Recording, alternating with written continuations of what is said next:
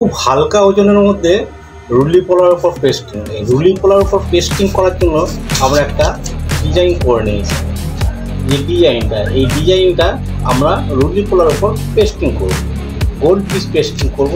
সেই পেস্টিং করার জন্য আমরা কী করব, রুলি পোলার উপর যে পেস্টিংয়ের ডিজাইনটা হবে সেটাই কিন্তু আমি এই ভিডিওর মধ্যে দেখাচ্ছি। তো চলুন দেখে নিই। রুলি পোলারটার উপর পেস্টিং হবে, সেই রুলি পোলারটা হবে আমার 8 ভাগে এবং এই 4 ভাগ থাকবে একরকম ডিজাইন, ভেতরে 4 ভাগ থাকবে আর একরকম ডিজাইন। 4 ভাগ একরকম ডিজাইন হবে, ভেতরে 4 ভাগ আর একরকম ডিজাইন হবে। সেই ডিজাইন অনুযায়ী আমার পিসগুলো কিন্তু আমি রেডি করে নিয়ে যাই।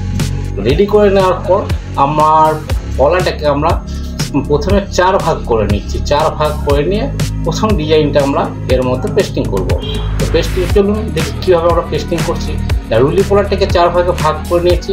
আমরা প্রথমে একটা ফুলকে বসালাম এবং এক সাইডে 2 রোখা আম, অর্থাৎ একটা লেফট মোড় একটা রাইট মোড়।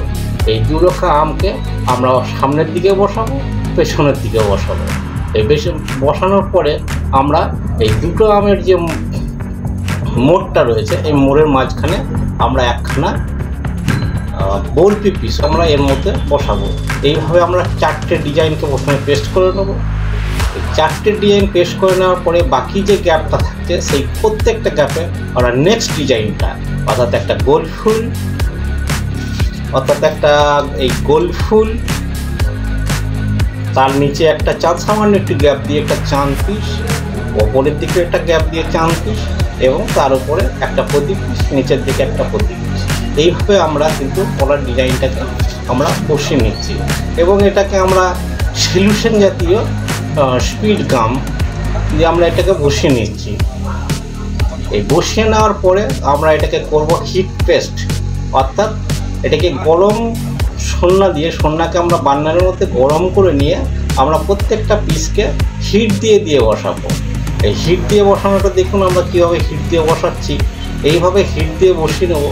এই হিট দিয়ে সমস্তটা আমরা বসিয়ে নেওয়ার পরে আমরা করব কি, এটাকে পলাটাকে ওয়াশ করব অর্থাৎ যে আমরা স্পিড গাম যেটা দিয়েছিলাম, সলিউশন জাতীয় আঠা, এই আঠার যে নোংরাগুলো যে পলার গায়ের মধ্যে লেগে থাকলে বিচ্ছিরি লাগবে, সেই বিচ্ছিরি লাগার জন্য এইগুলোকে আমরা পরিষ্কার করতে হবে। পরিষ্কার করার জন্য আমরা কী করবো, এই গামটা আমরা যে জায়গাতে নিয়েছিলাম সেই জায়গার যে ওয়েস্টেজ মালটা ছিল সেটা যখন ড্রাই হয়ে যাবে, একটু চ্যাটচেটে হয়ে যাবে, তখন ওইটাকেই আমরা গোল করে পাকিয়ে নিয়েছি। গোল করে পাকিয়ে নেওয়ার পর ওইটা দিয়ে আমরা আস্তে আস্তে এগুলোকে প্রত্যেকটা পিসের গোড়াতে আমরা পরিষ্কার করে নিলে আমার পলারটাও পরিষ্কার হয়ে যাবে এবং এই নোংরাগুলো দেখা যাবে না।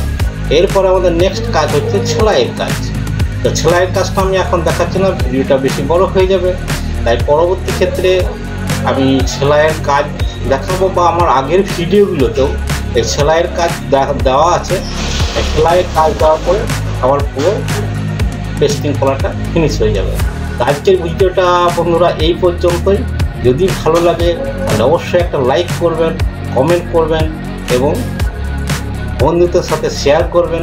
চ্যানেলটিতে যদি আপনি নতুন হন বা প্রথম হন তাহলে চ্যানেলটিকে অবশ্যই একটা সাবস্ক্রাইব করবেন। ধন্যবাদ।